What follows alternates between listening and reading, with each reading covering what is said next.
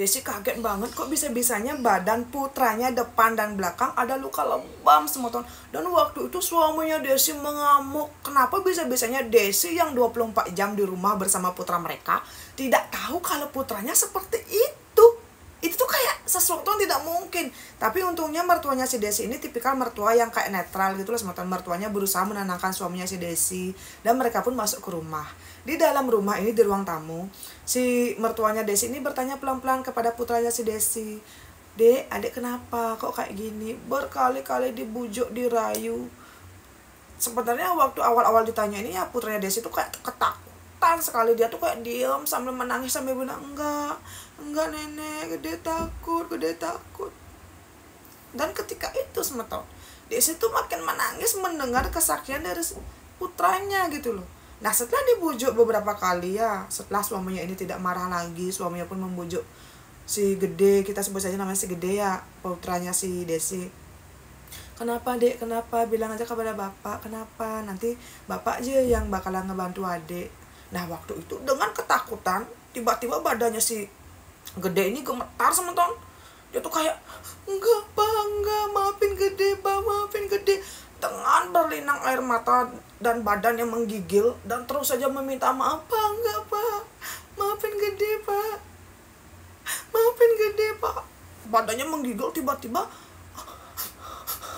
plong, putranya si Desi ini si Gede langsung pingsan semeton. Waktu itu Desi kaget banget dong. Dia dan juga keluarganya langsung melarikan si Gede ke puskesmas terdekat. Dan Astungkare waktu itu memang letak puskesmas di desa ini cukup dekat dari rumahnya si Desi. Nah setelah tiba di puskesmas, anaknya si Desi ini pun dicek. Dan ketika itu badannya itu sampai 41 derajat Celcius. Dan tekanan darahnya ini sangat rendah. Gimana aja seolah-olah si Gede ini seperti anak yang kekurangan gizi gitu loh semotan. Nah mendengar pernyataan dari dokter kayak Desi tuh kayak bingung dong. Kurang gizi? Kenapa kok putranya bisa dibilang kurang gizi? Kan dia tuh sudah memberikan bekal yang sebegitu mewah, sebegitu enak. Bahkan buah-buah mahal selalu dia selipkan di kotak makan anaknya. Kok bisa-bisanya dokter curiga kalau si Gede ini kurang gizi? Akhirnya Desi pun memutuskan langsung membawa anaknya ini ke rumah sakit swasta yang ada di desa tetangga. Jarak rumah sakit swasta ini mungkin sekitar 45 menit dari rumahnya si Desi. Di dalam perjalanan sebetulnya satu mobil itu kan ada mertua, suami dan juga si Desi yang sedang memangku si Gede. Suaminya dengan menyetir tuh kayak udah kesetanan sebetulnya. Itu tuh benar-benar ngebut. Pokoknya seakan-akan tidak ada rem di mobil itu gitu loh. Di dalam perjalanan suaminya Desi ini marah-marah dan bertanya, "Desi ini kenapa? Putra saya kenapa?" Mereka tuh menangis. Suaminya tuh menangis sambil memukul-mukul setir gitu loh. "Itu putra saya kenapa seperti ini?" Pokoknya bingung sementara Desi juga bingung kenapa ini kok bisa seperti ini gitu loh. Putranya yang baik-baik saja kenapa kok bisa aneh seperti ini kan. Nah untungnya kembali mertuanya Desi ini pun menenangkan, "Sabar nih dek, sabar. Kamu pelan-pelan bawa mobil, nanti kita kenapa-napa." 45 menit berlalu, tiba di rumah sakit. Akhirnya putranya Desi pun diopname semoton. Waktu itu panas badannya 41 derajat Celcius. Dan setelah didiagnosa semotonnya. Nah setelah dicek oleh dokter, ternyata sepertinya badannya si Gede ini menunjukkan trauma yang sangat besar. Gimana aja seolah-olah putranya ini seperti mengalami sebuah trauma yang menyebabkan suhu badannya itu naik sedrastis itu. Dan badannya itu walaupun sudah diberikan infus tetap saja menggigil. Seolah-olah walaupun putranya ini pingsan, trauma yang dia rasakan selama ini tuh masih dia rasakan walaupun dia sedang tidak sadar. Waktu itu Desi, suami, mertua, dan ipar-iparnya kan akhirnya datang ke rumah sakit. Benar-benar bingung. Ini tuh kenapa kok tiba-tiba putranya yang tadinya sehat, pulang sekolah selalu riang gembira, selalu bercerita tentang teman-temannya yang baik, guru-gurunya yang baik, kok tiba-tiba dalam keadaan seperti itu? Dan kenapa kok dokter bisa mendiagnosa seperti itu? Nah kebetulan semeton ketika itu keluarganya si Desi pun datang ke rumah sakit karena akhirnya si Gede ini diopname. Ibu, ayah, dan juga beberapa kerabatnya si Desi pun datang. Waktu itu adalah salah satu kerabat dari orang tuanya si Desi juga punya anak TK di tempatnya si putranya si Desi ini sekolah. Nah Si kerabat dekatnya si Desi ini yang anaknya satu sekolah dengan si Gede, putranya si Desi pun cerita ke Desi, katanya anak dari kerabat dekatnya si Desi yang berasal dari keluarga orang tuanya ini sering bilang, katanya si Gede ini dibully dan dikucilkan di sekolah oleh teman-temannya karena Gede ini seperti terlihat sering sekali ngomong sendiri, bermain sendiri, bahkan Gede ini setiap jam istirahat makanannya yang dibawa itu selalu dimakan oleh teman-teman yang lain. Dan apapun yang dibawa oleh si Gede ini selalu diambil dan dirampas oleh teman-temannya di TK semata. Dan cerita dari anak si kerabat dekat dari si Desi ini ya, guru-guru itu tidak ada yang tahu kalau si Gede dibully dan juga dikucilkan separah itu oleh teman-temannya di sekolah. Desi dan suaminya yang mendengar pesadu dari keluarga ini, aduh semeton, kok gini? Ketika itu kan hari sudah malam ya, Desi dengan suaminya ini benar-benar bersabar. Mereka itu benar-benar menahan diri, kayak ini tuh bagaimana. Setelah berdiskusi dengan mertua, akhirnya Desi dan suaminya pun besok pagi pergi ke TK. Dia tuh mencari kepala sekolah dan menyatakan apa yang dia dengar dari saudara terdekat ini. Tapi ibu dan bapak guru bilang, tidak kok bu, tidak, putra ibu baik-baik saja, tidak ada pembulian seperti itu di sekolah ini. Dan waktu itu sebetulnya Desi tuh kayak hampir ingin menampar kepala sekolah, karena si kepala sekolah bilang, memang anak ibu ini jarang banget mau bergaul. Dan anak ibu ini tipikal anak yang sangat susah didekati. Jadi tolong jangan salahkan murid-murid saya yang lain kalau anak ibu lah yang bermasalah. Waktu itu Desi benar-benar sudah hampir menjambak dan juga mencakar si kepala sekolah. Si kepala sekolah inilah semua punya anak, punya cucu, dan dia juga seorang wanita. Kok bisa-bisanya si kepala sekolah malah bilang seperti ini? Dan si kepala sekolah juga bertanya kepada Desi dan juga suaminya, apa jangan-jangan putra ibu ini punya masalah di rumah dan dibawa ke sekolah, dan itulah yang membuat putra ibu bersikap menutup diri dan tidak mau berteman dengan yang lain. Suaminya Desi yang mungkin sudah tidak tahan lagi mendengar putranya kayak dipojokkan, benar-benar plak menggeplak meja dan mengancam, kalau sampai terjadi sesuatu dengan putra saya akan lapor polisi dan memperpanjang kasus ini. Tapi kepala sekolah tetap bilang, tidak pak, tidak, selalu mengelak. Nah ketika itu sebentar, ruang kepala sekolah ini kebetulan memang bersebelahan dengan ruang tempat putranya si Desi ini biasanya belajar. Ketika itu Desi sampai menahan air mata keluar dari ruang kepala sekolah, dan waktu itu kepala sekolah dengan wakil kepala sekolah masih berdebat nih dengan suaminya si Desi di dalam ruangan. Nah, ketika itu Desi tuh spontan kayak melihat meja dan juga kursi yang biasa diduduki oleh anaknya ini ketika belajar itu kan memang kosong. Dia tuh kayak melihat, dia melamun apakah benar anaknya dikucilkan dan juga dibully di TK tersebut. Nah waktu itu tiba-tiba pandangannya si Desi ini fokuslah kepada teman-teman dari si Gede di dalam kelas gitu loh. Dia kok melihat ada sekitar 6 anak laki-laki di kelasnya si Gede ya, yang menggunakan pensil dan juga penghapus yang sama yang digunakan oleh si Gede. Yang selama ini Desi kan tahu kalau si Gede tuh kayak makin boros, dan selalu bilang, iya bu, soalnya kan Gede belajar, jadi pensilnya itu cepat patah, makanya cepat habis ketika Gede raut gitu loh. Kok itu tuh sama banget pensil dan juga penghapus yang digunakan oleh teman-teman anaknya ini. Dari sana Desi mulai curiga dan mulai masuk menerobos ke kelas tersebut. Saat dia itu menghampiri anak-anak yang seperti menggunakan pensil dan penghapus yang sama dengan putranya, Desi melihat itu adalah pensil dan penghapus dari putra tercinta yang kenapa kok digunakan oleh si 6 anak-anak ini gitu loh. Mungkin karena si Desi ini tiba-tiba masuk menerobos ke dalam kelas ketika guru masih menjelaskan di depan gitu loh. Si ibu guru yang sedang menjelaskan pelajaran ini kepada anak-anak itu kayak kaget, loh ibu kenapa, ibu kenapa? Si Desi langsung mengambil pensil dan juga penghapus yang digunakan oleh murid-murid yang lain dan bertanya, Dek, ini kenapa kok pensil dan penghapusnya si Gede ada sama kalian? Anak-anak ini dengan tampang yang tidak berdosa bilang, oh iya tante, Gede yang ngasih ke kami padahal kami tidak ada minta. Oh Desi di situ berpikir, apa jangan-jangan anaknya dibully oleh ke-6 bocah-bocah ini gitu loh. Dan waktu itu salah satu dari anak-anak ini juga bilang, tante makasih ya, bekal makanannya enak sekali loh, saya loh bener-bener suka banget makan masakannya tante. Setiap hari ya tante ya, kasih bekal seenak itu untuk si Gede. Nah Desi di situ berpikir, kok bisa-bisanya si anak kecil ini berbicara seperti itu. Kemudian guru yang sedang menjelaskan di depan ini kayak bertanya, ibu ada apa? Desi pun menjelaskan dia itu adalah orang tua dari si Gede dan gini gitu. Nah, si ibu guru ini bertanya kembali kepada keenam anak ini kan yang dicurigai oleh si Desi setelah si Desi bilang kecurigaannya gitu loh. Dek, benar Gede memberikan bekal makanannya kepada kamu. Dengan tertawa cengengesan salah satu bocah ya yang kegap menggunakan pensil dan juga penghapus si Gede bilang, iya bu guru, masakan ibunya Gede ini enak banget. Kadang ayam goreng, kadang bek jair, kadang bek sisit. Gede juga sering kan bawa apel merah untuk bekal. Kita sering dikasih makan sama Gede. Hahaha. Mereka berenam tuh kayak hahaha, ketawa cengengesan kayak, ya ketawa ya kayak gimana sih, kayak orang-orang ngedegin aneh ngai tai kepolo aneh ngai geting orang. Ya ketelas motor. Waktu itu Desi benar-benar yakin fix pasti keenam anak ini yang sudah membuli putranya. Saat itu juga Desi berlari ke ruang guru menghampiri suaminya yang masih berdebat dengan kepala sekolah dan bilang apa yang dia rasakan.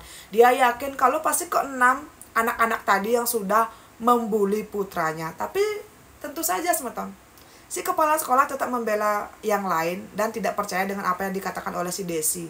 Dan waktu itu Desi mengajak suaminya untuk pulang ke rumah. Sebenarnya suaminya ini kayak tidak mengerti kenapa kok tiba-tiba Desi memaksa dia untuk pulang. Setelah tiba di rumah, Desi menjelaskan kecurigaannya. Dia cerita, selama ini tuh anak kita tuh setiap pulang sekolah selalu bahagia banget, tapi ternyata tadi dia tuh mendengar pengakuan kini. Pokoknya Desi tuh menceritakan apa yang dia dengar tadi di kelas. Nah waktu itu suaminya ini benar-benar marah sama Tom. Tapi kalau suaminya ini melabrak orang tua dari si murid-murid ini kan tidak mungkin ya. Takutnya nanti itu tuh kayak jadi fitnah. Kemudian beberapa jam berlalu semeton, Desi mendapatkan telepon dari mertuanya kalau Gede sudah sadar. Nah Desi langsung berangkat ke rumah sakit kembali dengan suaminya. Saat itu putranya sudah sadar tapi badannya masih panas banget, masih menggigil gitu loh. Ketika itu Desi menangis dan bertanya kepada Gede, Dek kenapa? Kenapa adek takut? Cerita sama ibu ya kenapa? Pokoknya waktu itu Desi, ipar, mertua, termasuk suaminya kayak ngajum putranya agar mau berbicara. Dengan linangan air mata dan badan yang masih menggigil, seolah-olah dia tuh bener kayak takut banget untuk cerita. Gede bilang sama Tom, dari awal dia ke sekolah, sebenarnya dia tuh mendapatkan banyak banget teman dan temannya tuh baik-baik banget. Tapi entah kenapa, setelah si Gede ini dekat dengan Lohde, teman sebangkunya ya, yang anak dari teman suaminya si Desi, kok ada 6 teman laki yang lain kayak gedeg dengan si Gede. Setiap Gede ini makan siang, makanannya ini selalu diambil dan dimakan oleh teman-temannya. Dan setiap si Gede ini membawa pensil dan juga penghapus baru yang dibelikan oleh ibunya di kota. Dan tentu saja di desa itu kan tidak ada pensil dan juga penghapus sebagus itu gitu loh sebetulnya. Karena barang yang beli di kota dan barang yang dibeli di desa itu kan pasti kualitasnya beda jauh dan harganya juga pasti lebih mahal gitu loh barang-barang yang digunakan oleh si Gede, putranya si Desi. Keenam anak-anak nakal ini selalu mengambil apapun itu barang baru yang dibawa oleh Gede ke sekolah. Dan suatu hari si Gede ini kan sangat lapar nih, karena setiap dia itu mau makan siang, entah itu snack, entah itu buah, entah itu makanan ataupun air, selalu diambil paksa oleh teman-temannya yang si 6 bocah nakal ini. Si Gede pun kan terlalu lapar, dia itu waktu jam istirahat kembali ke kelas dan melihat di tas salah satu anak yang nakal ini adalah jajan. Si Gede karena saking lapar dan hausnya mencuri jajan itu dan sembunyi-sembunyi memakan jajan itu di belakang pintu kelas. Belum habis 1 bungkus tiba-tiba anak nakal yang punya jajan ini tuh kayak ngegap si Gede sedang bersembunyi dan bilang kalau si Gede ini pencuri. Mungkin karena anak kecil yang kayak belum mengerti apa itu benar dan tidak benar ya, apa itu yang baik dan salah. Si anak nakal ini bilang, "Woi pencuri, dasar anak pencuri. Nanti saya mau bilang ke kepala sekolah kalau kamu pencuri, biar kamu diusir dari sekolah ini, biar kamu tuh dipukuli oleh orang tuamu." Gede mungkin yang takut dan merasa bersalah dia sudah mencuri jajan dari temannya pun diam. "Ya maaf, jangan bilang ke ibu, jangan bilang ke bapak, Gede takut." Setelah itulah semeton, Gede dijadikan kacung oleh teman-temannya ini. Gede ini kan selalu diberikan bekal ayam goreng, nasi goreng, kentang goreng, apapun itu makanan terbaik, terenak dibekalkan oleh Desi untuk anaknya. Semua makanan itu diambil oleh ke-6 bocah nakal ini. Karena mereka tuh mengancam, kalau sampai Gede bilang ini kepada siapapun dan tidak memberikan mereka makanan seenak itu lagi, anak-anak ini akan mengadukan Gede ke kepala sekolah agar Gede kayak diusir dari sekolah ini, dan Gede pasti tidak akan bisa masuk ke SD gitu loh. Karena mungkin Gede ketakutan, dia pun mengikuti semua perkataan dari keenam teman-temannya yang nakal. Dan ketika Gede juga kayak ngelawan apa yang disuruh oleh teman-temannya ini, Gede akan ditendang, akan dipukul, dan tasnya ini akan dijadikan sepak bola oleh teman-teman tersebut sementara. Dengan badan yang masih menggigil dan derayan air mata, Gede cerita kepada ibunya seperti ini. Dan Gede bilang, "Ibu maaf Bu ya, Gede udah mencuri. Bapak maaf, Gede udah mencuri. Waktu itu Gede lapar banget Pak. Waktu itu Gede tuh haus banget, makanya Gede tuh tanpa sadar mencuri jajan di tasnya si A gitu loh." Si A ini kita anggap saja teman yang nakal gitu sementara. Tapi ternyata Gede salah, karena Gede takut, makanya Gede mau mengikuti apa kata mereka. Ternyata selama berbulan-bulan si Gede ini barangnya dicuri, dipalak juga sering sekali, ditendang dan juga dipukuli oleh teman-temannya ini. Tasnya si Gede ini juga diinjak, dilempar, dijadikan keset, dijadikan sepak bola oleh teman-temannya semeton. Dan Gede tidak berani mengadukan ini kepada siapapun karena ancaman tersebut. Nah, setelah 3 hari putranya ini kan boleh pulang semetonnya. Setelah itu suaminya Desi pun mencari orang tua dari anak-anak yang sudah membuli putranya semeton. Dan tahu nggak, orang tua dari anak-anak nakalnya malah bilang, "Itu tuh cuma permainan anak kecil, kenapa sih kamu lebay banget? Anak-anak kami itu cuma bermain. Anak-anak kamu saja yang seperti anak perempuan, terlalu bencong, terlalu lebay." Desi yang mendengar anaknya yang dibeginikan tuh kayak pantas saja anak-anak mereka berwatak seperti itu, karena ya orang tuanya seperti ini gitu loh sementara.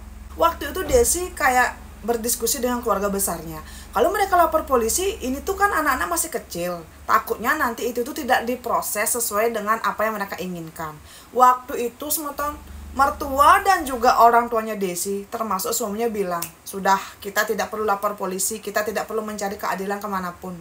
Biar kita sendiri yang melakukan keadilan ini." Desi diminta untuk fokus menjaga Gede, dan tolong perhatikan Gede, jangan kayak terlalu percaya kalau Gede bilang baik-baik saja gitu loh. Setelah hari itu semeton, Desi ya selama 1 bulan lebih nongosin Gede di TK. Pokoknya si Gede ini benar-benar dijaga, tidak dilepaskan barang sedetik pun oleh si Desi. Kemanapun putranya ini diantar jemput, ditongosin, karena Desi ini kayak takut banget nanti ada apa-apa lagi dengan putranya. Dan putranya semeton semenjak itu menjadi sangat pendiam, tidak pernah mengutarakan perasaannya. Dia menjadi kayak sosok yang berubah gitu loh. Pokoknya setelah itu kayak Desi ini hanya diminta fokus merawat Gede.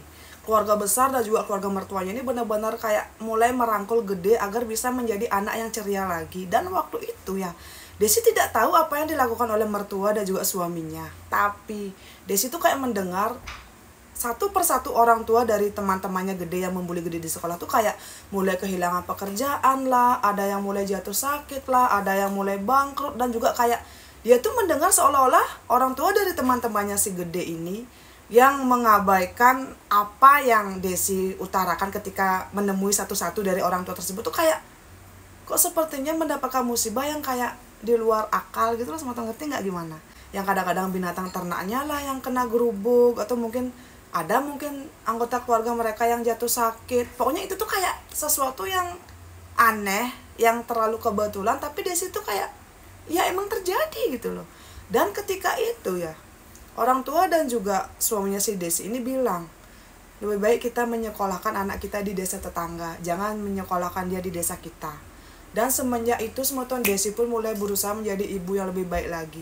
Dia dengan suaminya ini mulai kerjasama untuk merawat putranya ini. Mereka tidak mau nanti putranya ini kenapa-napa lagi hanya karena mereka tuh kayak terlalu percaya dengan omongan dari putranya gitu loh semeton.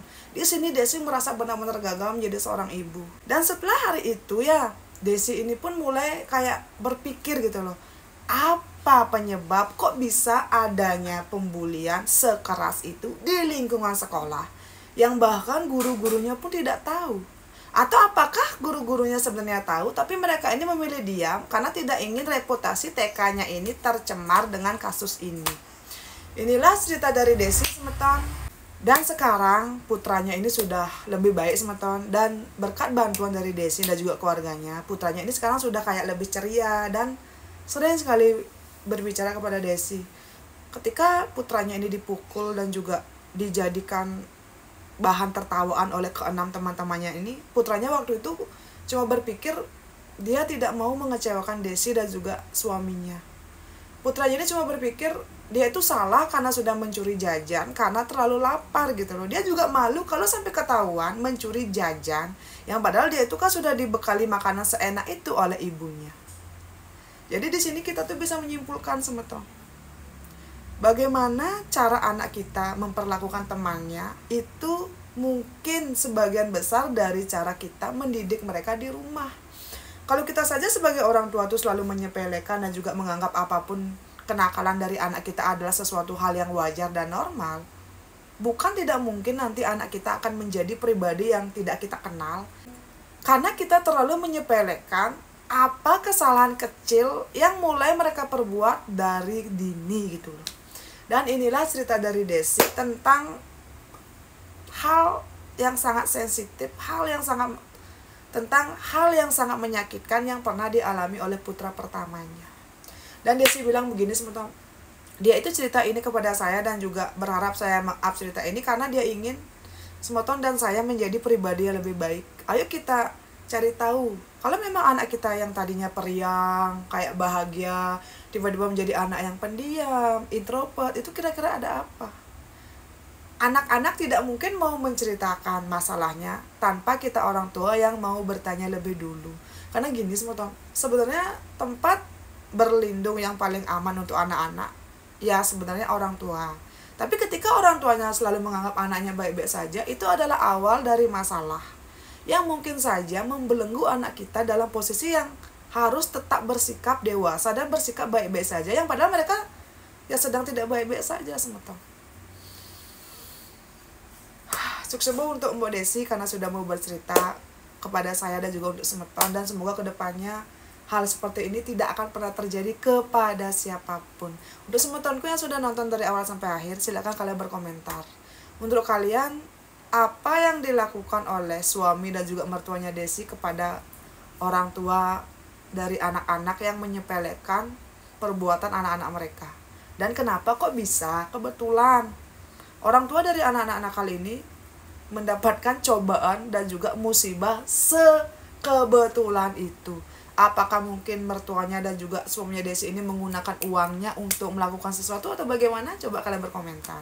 Sukses untuk semua yang sudah nonton dari awal sampai akhir. Sampai ketemu di cerita saya selanjutnya. Dadah.